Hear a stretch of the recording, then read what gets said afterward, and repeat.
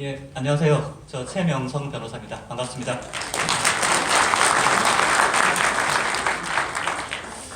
예, 오늘 이렇게 귀한 자리에서 이야기를 할 수 있게 돼서 정말 기쁘고 감사하게 생각합니다. 저기 오늘 저와 배정호 박사님 강연이 있는데 뭐 그것도 중요하지만 이제 2부에 여러 많은 주요 인사들께서 아마 지금 시국에 대해서 어떻게 생각하고 있는지 우리가 어떻게 나가야 될지에 대해서도 이제 여러 가지 말씀이 있으실 것 같습니다. 보다 중요한 행사니까 끝까지 꼭 참석을 해 주셨으면 좋겠습니다. 저는 오늘 지난 3년 동안 이 탄핵 사태를 어떻게 볼 것인지에 대해서 팩트 위주로 한번 좀 설명을 드리겠습니다. 저한테 주어진 시간이 사실 30분, 40분 남짓입니다. 그래서 그 시간 안에 이 지난 3년 동안에 어떤 일이 있었고 과연 이 사태를 우리가 어떻게 볼 것인지 한번 이제 조망을 해보겠습니다. 저는 오늘 강연의 주제를 원인이 있으면 반드시 그 결과가 있다로 잡았습니다. 그 결과는 뭐겠습니까? 결과는 지금 대한민국입니다. 문재인 정권에 의해서 사회주의화되고 있는 대한민국. 그럼 그 원인이 뭐겠습니까? 그 원인은 지난 탄핵 사태입니다. 지금 얼마 전에 진중권 씨가 이런 얘기를 했습니다. 지금 뭐 문재인 정권 요즘 이제 비판으로 돌아서셨죠. 돌아서시고 친문 선전 선동이 나치를 빼닮았다. 정말 나치를 빼닮았고 사실 나치보다 더한 게 나치는 그래도 설득력 있게 선전 선동을 했는데 지금 문재인 정권은 뭐 금방 드러날 거짓말도 뭐 쉼없이 해대고 있지 않습니까?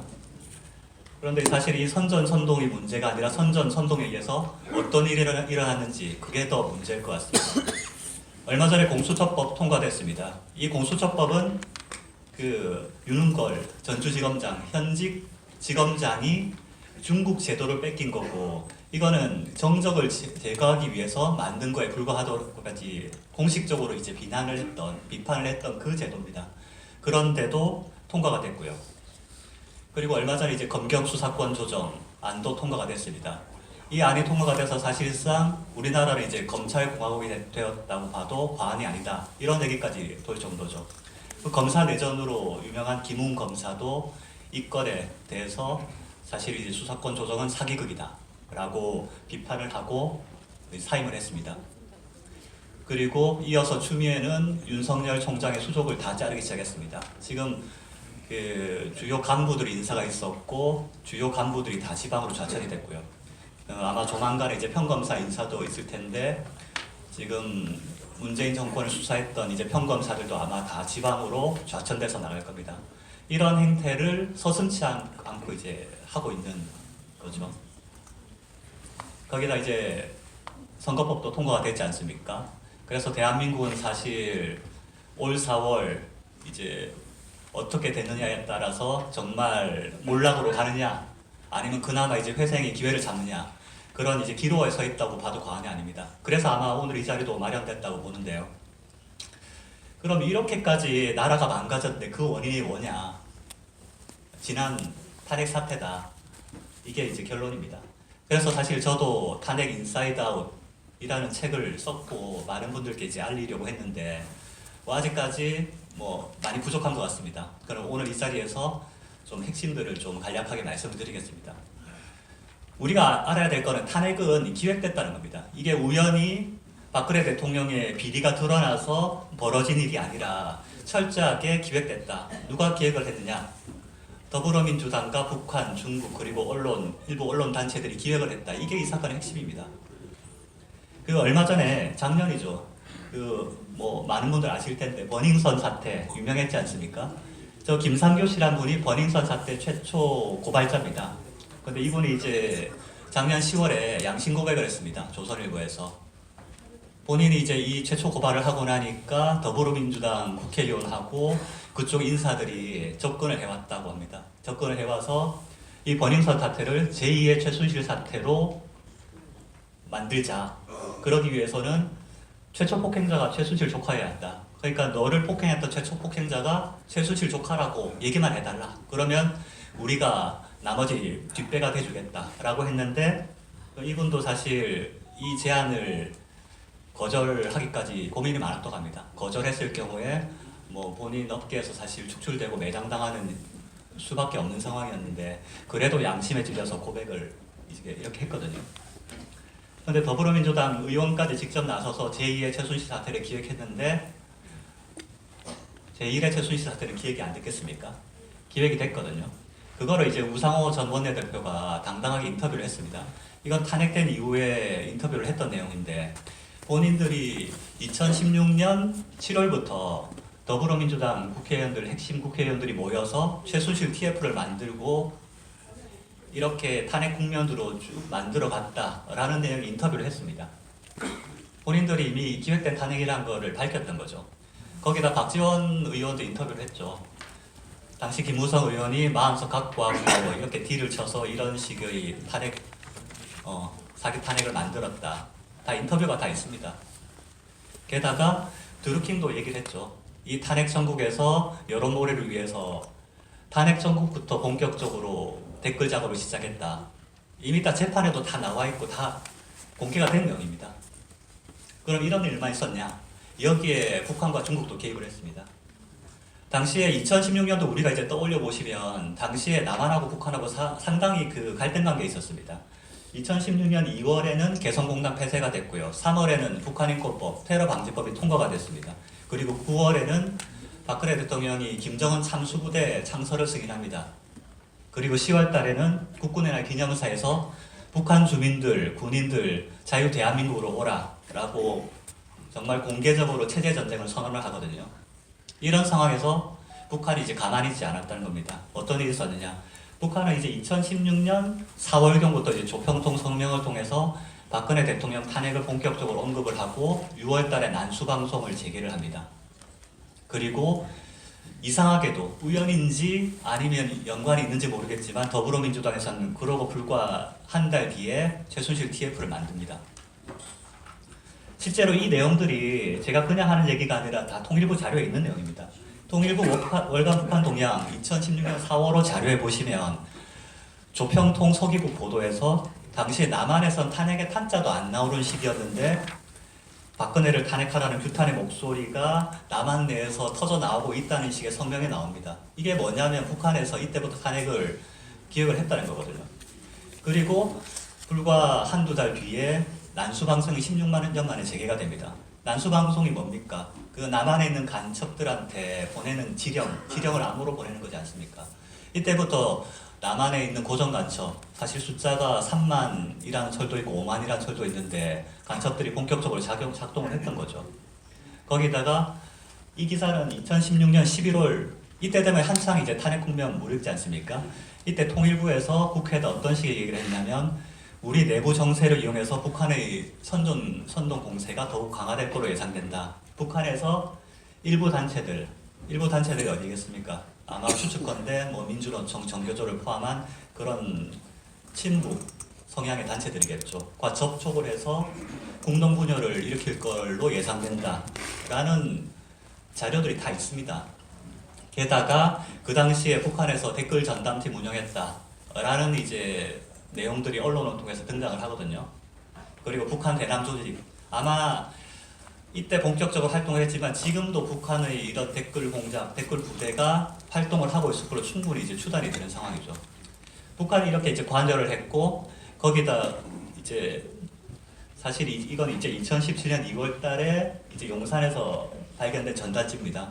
북한이 이런 식으로까지 사실 전단지 보시면 이 김정은 찬양하는 내용도 있고 사실 남한에서 대한민국에서 만든 거랑 좀 차이가 있습니다. 사실 북한에서 이런 식으로 다 직접적으로 탄핵 국면에 관여를 했고 기획을 했다라는 명백한 증거거든요. 거기다 이제 중국도 개입을 했죠. 저는 여기 확신을 하는 게 당시에 이제 기사들도 있습니다. 중국 유학생 6만 명이나 되는 유학생들이 촛불 집회에 관여했다.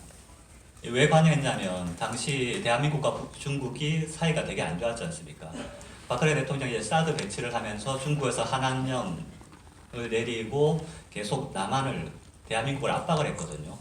그래서 중국 입장에서 봤을 때는 박근혜 대통령을 끌어내려야지 본인들한테 이롭다라고 생각을 해서 아마 탄핵 국면에서 중국 유학생들이 이용을 했던 것 같습니다. 이걸 추단케 하는 또 이제 중요한 근거가 이건 최근에 신동아에서 단독 보도 나온 건데 중국 유학생 중에 75%가 중국 공산당 조직 소속이다라는 게 밝혀졌습니다. 이건 어떻게 밝혀졌냐면 최근에 그 홍콩 민주화 사태 관련해서 대학가에서 홍콩 민주화 사태를 지지하는 대학생들과 여기에 대해서 반대하는 중국 유학생들 사이에 갈등이 있었거든요. 그래서 뭐 대치 국면이 있었고 언론에도 많이 났습니다. 그걸 통해서 이제 밝혀졌는데 이때도 그 중국 당국의 지령을 받는 중국 유학생들이 이런 식으로 행동을 했는데 탄핵 국면에서 이 6만의 중국 유학생들이 가만히 있었겠습니까? 당연히 어떤 모종의 역할을 했을 거라는 거죠. 결국 이렇게 여러 세력들이 합세가 되니 뭐 당시에는 정말 광기의 시절이었습니다.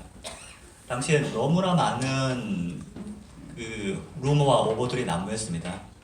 물론 이 날짜 보시면 2017년 이제 2월 27일 이제 그 탄핵 심판 한 열흘 보름 남겨놓고는 뭐 조선일보 같은 데서는 아 우리가 기사 쓰긴 썼지만 알고 보니 다 오보였다라고 일종의 자인을 했습니다.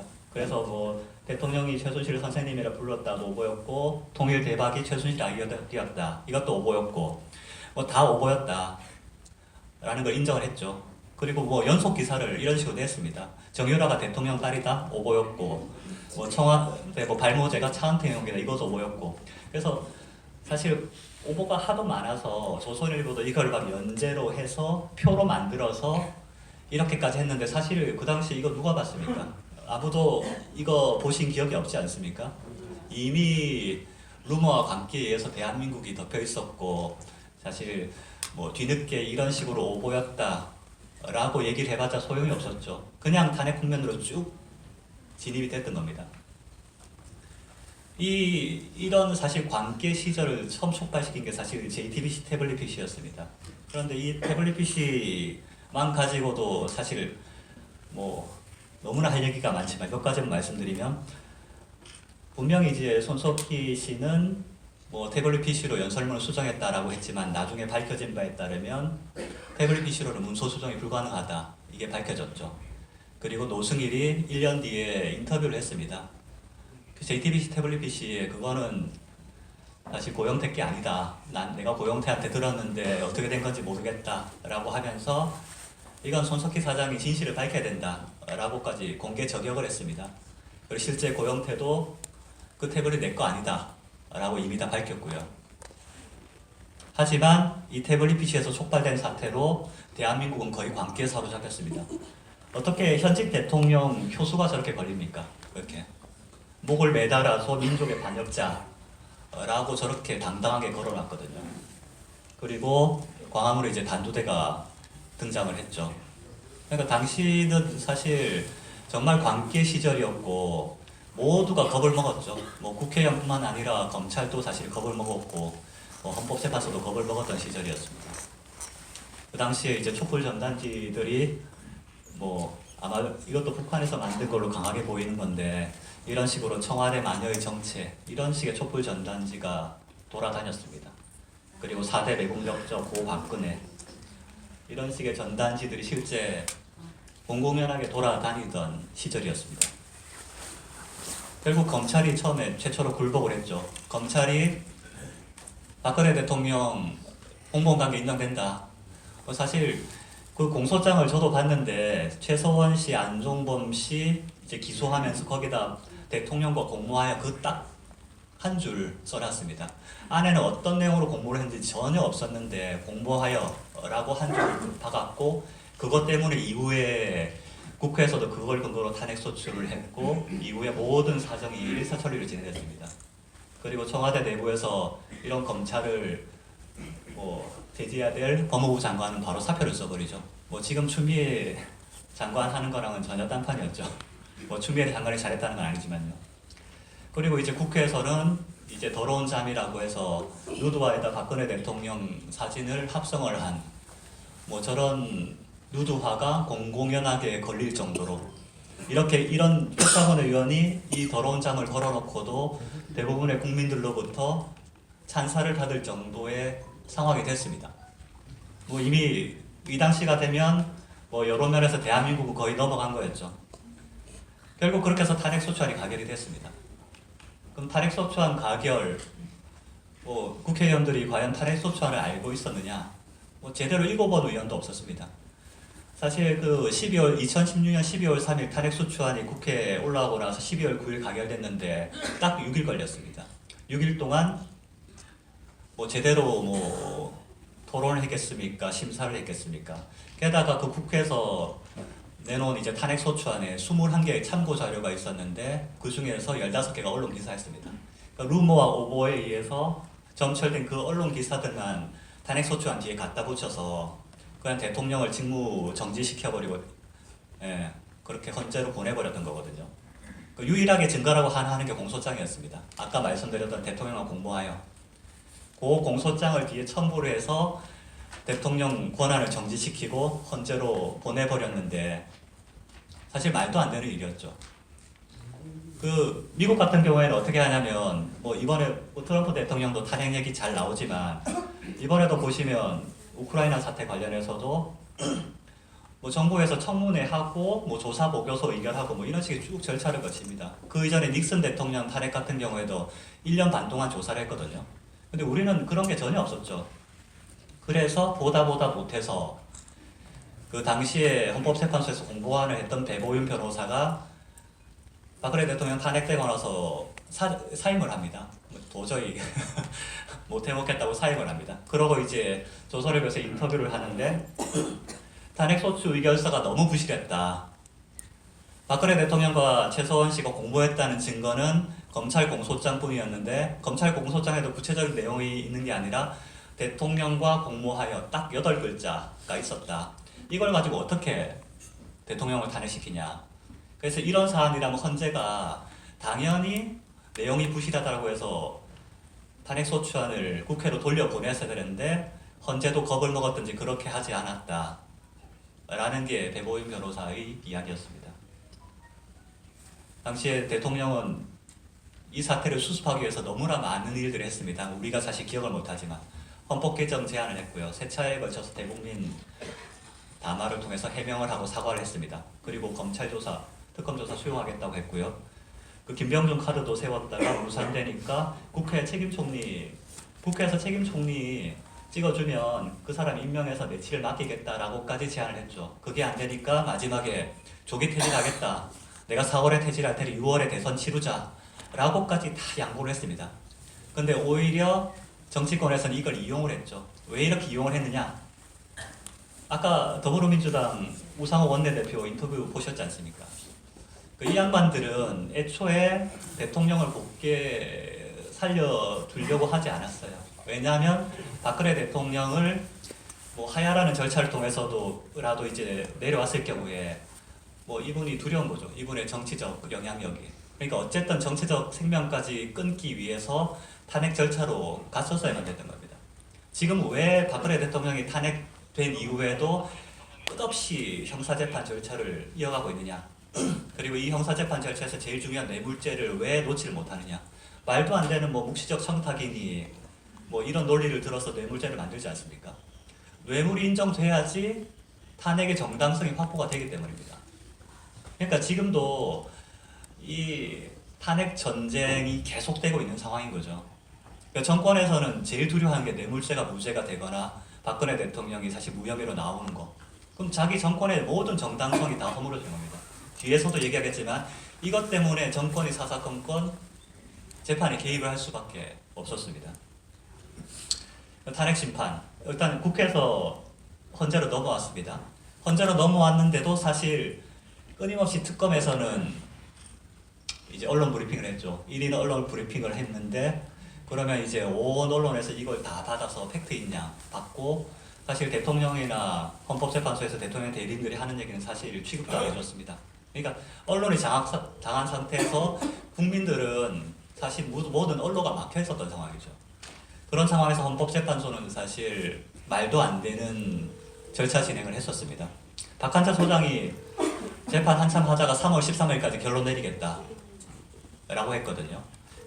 이 말은 재판 제대로 안 하고 어쨌든 결론 내리겠다, 대통령 탄핵시키겠다라는 얘기와 같은 얘기였습니다. 그래서 대통령 대리인들이 끝없이 항의를 했지만 안 받아들였고 3월 13일에 결론을 내리기 위해서 어떤 일을 했느냐, 수많은 증거를 다 묵살했죠. 빨리 끝내야 되니까요. 고영태 녹음 파일 공개 검증 신청을 헌재에서 기각을 했습니다. 그런데 이 녹음 파일에 어떤 내용이 있었느냐? 고영태 녹음 파일에는 박근혜 대통령을 레임도 볼 텐데 기름을 확 붓자. 그렇게 해서 재단은 자기들이 장악을 하고 뭐 그렇게 하자. 박근혜 대통령 죽이고 다른 쪽과 얘기하자. 이 다른 쪽이 어딘지는 각자의 상상에 맡기겠습니다. 이런 너무나 중요한 탄핵의 본질에 해당되는 녹음 파일이었거든요. 근데 이게 사실 헌법재판소에서 틀어보지도 못하고 그냥 묻혀버렸습니다. 그기다 태블릿 PC 감정보고서 이것도 헌법재판소에서 기각을 해버렸거든요. 그러니까 태블릿 PC도 전혀 쟁점이 되지 못하고 사라졌습니다. 그리고 헌재에서 무더기로 증인 신청을 기각을 했죠. 그래서 제대로 대통령 대리인단 측에서는 증인 신문 자체 제대로 해보지도 못하고 그냥 검찰에서 일방적으로 갖다 쏟아놓은 그 수사 기록만 가지고 헌재에서는 재판을 했던 거죠. 오죽했으면 저희가 고영태만이라도 불러보겠다. 이 고영태가 어떤 작당을 했는지는 꼭 불러야겠다라고 사정을 했는데도 결국 고영태도 못 불렀습니다. 그래서 야 이건 너무 재판 불공정하지 않냐라고 해서 강일원 재판관 기피 신청했더니 기피 신청을 해도 사실 소용이 없죠. 그냥 재판관 8명이서 5분 휴정한다 라고 하더니 5분 뒤에 나와서 기피 신청 기각 해버리면 끝인 거죠. 그러니까 뭐 사실 말도 안 되는 상황이었고 대통령이나 대통령 대리인 측에서는 할 수 있는 게 아무것도 없었습니다. 결국 그렇게 해서 탄핵이 됐습니다. 탄핵이 됐는데도 대부분의 국민들은 그래도 헌법재판소에서 만장일치로 탄핵을 했으니 뭔가 정당성이 있지 않겠냐라고 생각을 하겠지만 실제로는 그게 아니었거든요. 그 얘기 조금 이따 드리고. 근데 이제 탄핵으로 끝이 아니었죠. 박근혜 대통령의 완전히 정치적 생명력을 끊어야 됐으니까 형사재판까지 또 갑니다. 탄핵당하고 사저로 간 대통령을 다시 검찰에서 부르고 조사하고 영장을 치거든요. 영장을 치고 구속시킨 이후에 재판이 진행됩니다. 재판 영장 기록만 12만 페이지. 사실 말도 안 되게 이제 어마어마하게 쏟아부은 거거든요. 근데 당시 이때 트럭 기소란 말이 처음 나왔습니다. 그리고 이제 대통령 대리 이제 변호인단 7명으로서는 도저히 감당이 안 되는 정도의 재판이었죠. 하지만 이제 재판부에서도 주사위 재판을 강행을 했습니다. 이게 뭐냐면 기록 12만 페이지 읽고 제대로 재판 준비해서 절차 진행을 할 수 있는 여건을 전혀 안 만들어주는 거죠. 그러니까 당시에 재판장도 어차피 탄핵당한 대통령이니 그냥 유죄 때리겠다라는 이제 그 생각을 하고 있었던 거죠. 그래서 정말 그 국제 기준의 유례도 없는 정말 이런 주사위 재판을 계속 강행을 했었습니다. 근데 그래도 정권에서 불안했던지 어떤 일이 있었냐면 2017년 7월 정도 되면 정유라를 이제 보상을 해갑니다. 그러니까 이거 이재용 부회장도 그렇고 박근혜 대통령도 그렇고 뇌물죄로 말 3마리로 유죄를 만들어야겠는데 재판 진행되는 거 보니까 이제 좀 불안한 거예요. 그래서 정유라의 증언이 있어야겠다라고 해서 이 당시 때 정유라 영장 2번 쳤는데 2번 다 기각된 상황이었거든요. 3번째 영장 칠 단계가 되니까 정유라랑 어떻게 소통을 했는지 정유라가 새벽에 몰래 빠져나가서 변호인들 몰래 빠져나가서 특검 봉고차에 탑니다. 그러고 다음날 재판에 갑자기 짠하고 나타나죠. 그러고 자기 어머니 최서원 씨랑 대통령 이재용 부회장한테 불리한 진술을 쏟아냅니다. 그리고 이게 나중에 결정적인 이제 증거가 되죠. 그리고 그 이후에 정권에서는 검찰에서는 더 이상 정유라에 대해서 영장을 안 칩니다. 그리고 이제 정권에서는 그게 불안했던지 캐비넷 문건을 들춰내서 공개적으로 이렇게 브리핑을 하고 이걸 박근혜 대통령 재판에 또 갖다 쏟아붓습니다. 이 뭐 대놓고 청와대에서 이 재판 관심 있게 보고 있으니까 판사 너 잘하라 이 말이거든요.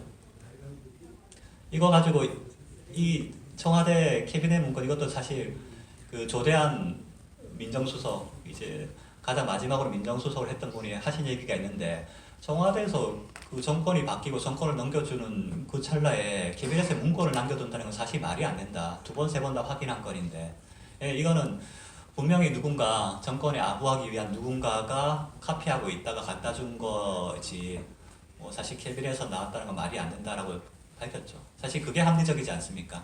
근데 어쨌든 이걸 이렇게 전체적으로 이용하고 선동을 했죠. 그래도 불안했습니다. 정권에서는. 그래서 박근혜 대통령 영장 재발부 결정되기 전날 날짜가 보시면 2017년 10월 12일 기사입니다. 그러니까 다음 날 이제 박근혜 대통령 영장 추가 발부가 결정되게 돼 있었거든요. 그날 임종석 비서실장이 직접 나와서 세월호 문건 이야기를 합니다. 뭐 세월호 문건 뭐 조작됐다느니 어쨌다느니 보고를 하거든요. 그러니까 청와대 비서실장이 대통령 영장 재발부 결정 전날에 이런 식으로 인터뷰를 한다. 특히 정가의 보도인 세월호를 가지고 걸거넘어지죠. 뭐냐면 정권 차원에서 관심을 갖고 있으니 재판장은 알아서 하라 이 말밖에 안 되는 거죠. 결국은 이제 영장 발부됐습니다. 영장 발부됐고 박근혜 대통령 이제 그때까지는 그래도 법치에 따라서 재판에 성실하게 임했죠. 했는데 더 이상은 야 이거 하는 거 보니까 의미가 없다라고 해서 이날 이후로 재판을 거부하신 겁니다. 그리고 정치보복은 정치보복이라는 표현을 썼죠. 이 정치보복은 저에게서 마침표가 찍어졌으면 한다라고 공개적으로 밝히고 지금까지 침묵을 하고 계신 거죠. 이 탄핵 사태 최대 수혜자가 누구냐? 아까 누가 기획을 했는지 제가 설명을 드렸는데 최대 수혜자가 문재인 대통령입니다. 우리 잘 기억을 못 하실 텐데 2016년 이게 10월 16일 기사입니다. 이때 송민순 회고록 의혹. 그러니까 뭐 북한 인권 결의안 관련해서 북한에 미리 물어봤냐 안 물어봤냐 이런 거 이 문제로 한참 떠들썩했고 이때 문재인 당시 더불어민주당 전 대표 정치 생명이 끝나냐 마냐 막 이렇게 되게 긴박한 상황이었습니다. 근데 이 문제가 어떻게 덮였는지 아십니까? 바로 일주일 뒤에 태블릿 PC가 나오면서 다 덮였습니다. 그리고 거기다 뭐 드루킹의 여러 가지 활약으로 인해서 승승장구해서 대통령까지 된 거죠. 거기다가 이제 최대 수혜자는 북한이죠. 북한은 뭐 어차피 최대 관여자기도 하니까요. 2016년 말에 그 밥 우드워드라는 언론인이 이제 자기 기사를 이제 책을 쓴 게 있는데 거기에 보시면 오바마 대통령이 2016년 말에 북폭을 심도 깊게 기획을 했다는 거거든요. 그래서 북폭을 하려고 기획을 했고 그게 남한 당국이랑도 긴밀하게 소통이 됐을 겁니다. 그래서 박근혜 대통령도 이 2016년 10월 달에 국군의 기념사에서 북한과 체전 전쟁을 선언을 했다는 거거든요. 그 당시 언론 기사를 보시면 탄핵 국면임에도 불구하고 박근혜 대통령의 메시지는 오로지 북한이다. 그래서 사실 이 북폭을 통해서 사실 모든 걸 일거에 뒤집을 수도 있는 상황이었습니다. 하지만 마지막에 오바마 대통령이 북폭을 포기를 하죠. 그러면서 상황이 탄핵 국면으로 급속하게 쏠려가고 지금 이런 현실이 돼버렸습니다.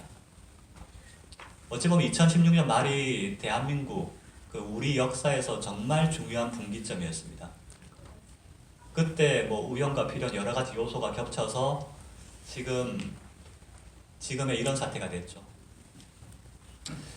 그럼 이제 여러 가지 루머와 오보 때문에 박근혜 대통령이 정말 잘못만 한 걸로 많은 분들이 이미지를 가지고 있죠. 근데 실제 박근혜 정부에서는 너무나 많은 일을 했었습니다. 일일이 설명드리지 않겠지만 당시에 통합진보당 해산을 했었습니다. 이거 정말 어려운 일이었습니다. 당시에도. 그리고 정교조 법의 노조화를 시켰고요. 한일 군사정보보호협정, 지소미아도 이때 체결했습니다. 이때 체결된 지소미아 때문에 문재인 정권이 지금도 이제 절절매고 있지 않습니까? 그리고 공무원 연금개혁, 박근혜 대통령은 해냈습니다. 문재인 정권에서는 뭐 국민연금 개혁한다라고 소리 꺼냈다가 국민들 반발이 일어나니까 아직까지 전혀 뭐 얘기도 못 꺼내고 있지 않습니까? 거기다 당시 2013년, 14년 2년 연속 무휴학 트리플 크라운, 당시에 수출액 무역업자 무역 규모가 역대 최고였습니다. 우리나라 경제 진짜 좋았거든요. 게다가 2015년, 16년에 국가신용등급은 역대 최고였습니다. 그런데 우리는 이런 걸 전혀 기억을 못하지 않습니까? 너무나 많은 일들을 하셨는데 제가 일일이 다 열거하긴 그래서 일단 표로는 만들어 봤습니다. 그럼 과연 탄핵 사유가 있는가? 실제 헌법재판소에서 최종적으로 인정한 탄핵 사유는 4가지였습니다. 그 중에서 밑에 3가지는 다 기각이 됐습니다. 공무원 임명권 남용 안 했다, 언론의 자유 침해 안 했다, 생명권, 세월호 관련이죠. 이것도 아니다 라고 해서 다 기각이 됐고 유일하게 한 개 인정이 됐습니다. 사인의 국정 개입 허용과 대통령 권한 남용. 이게 뭐냐면 그 정호성 비서관 통해서 문건 47건 유출했다. 그 다음에 뭐 미르재단, K스포츠재단 설립했다. 그리고 최서원 위에서 공무원 4명을 임명했다. 딱 이 내용이거든요. 뭐 지금 들어봐도 되게 사소한 사유처럼 느끼실 텐데 어쨌든 당시에는 이걸로 헌재가 탄핵을 시켰습니다. 그런데 이것보다 더 중요한 게 뇌물 혐의가 탄핵 소추 사유에서 제외됐다는 거거든요. 이게 사실 헌법재판소에서 이제 위법을 한 건데, 위헌 위법을 한 거죠. 애초에 국회에서 탄핵 소추안 올라왔을 때는 사유가 13가지였습니다. 헌법 위반 5가지, 법률 위반 8가지. 이 중에서는 뇌물죄도 들어있었거든요. 근데 이제 뭐 이건 기사도 났습니다만 재판관들이 쭉 뜯어보니까 도저히 박근혜 대통령은 뇌물죄를 엮을 길은 없는 겁니다. 그래서 당시에 내부에서 뇌물죄가 되냐 안 되냐라고 해서 갑론을박이 많았고 이 탄핵 소추안이 그대로 유지될 경우에 탄핵이 안 된다가 정설이었습니다. 그러니까 탄핵을 시키려면 어떻게 해야 되냐? 이 뇌물죄를 빼야 됐죠. 그래서 강일원 재판관이 총대를 메고 2번에 걸쳐서 소추 사유를 변경을 하고 결국은 뇌물죄를 다 빼버립니다. 빼버리고 추상적인 헌법 수호의 그 헌법 위반 사유 4가지만 가지고 사실 탄핵을 시킨 거거든요. 근데 이거 자체가 위헌 위법인 게 탄핵 소추안은 어차피 국회 동의를 거쳐 넣어놓은 거기 때문에 헌법재판소에서 임의를 못 바꿉니다. 그게 뭐 대리인들 동의가 있든 없든 그거 관계없이. 그런데도 이런 짓을 한 거거든요. 저건 나중에 다 밝혀져야 됩니다.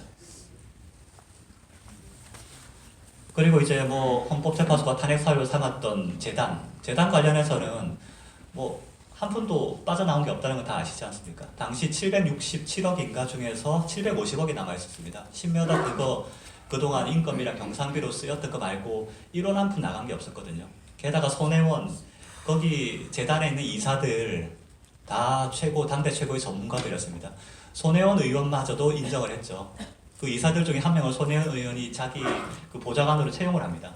하면서 하는 말이 또 뭐 여기 미르재단, K스포츠재단 이사들 다들 전문가다. 거기에서 가타부터 하지 마라라는 얘기까지 합니다. 그리고 최서원 씨가 이 K스포츠재단에 용역 5억인가 7억인가 따내려고 했다가 사기 미수로 걸리거든요. 사기 미수란 말이 뭡니까? 미수. 그러니까 뭐 한간에서는 최서원 씨가 재단을 완전히 장악했다고 하는데 재단에 7억짜리 용역 하나 따내려고 했다가 이사들이 반대해서 못 하거든요. 근데 그게 어떻게 장악한 게 됩니까? 근데 검찰은 그걸 또 사기 미수로 걸었습니다. 미수로 걸었는데 나중에 이것도 무죄가 나거든요. 그리고 뭐 경제 공동체라고 하는데 최서원 씨는 전 재산을 다 정유라한테 줬죠. 뭐 이런 경제 공동체가 어디 있습니까?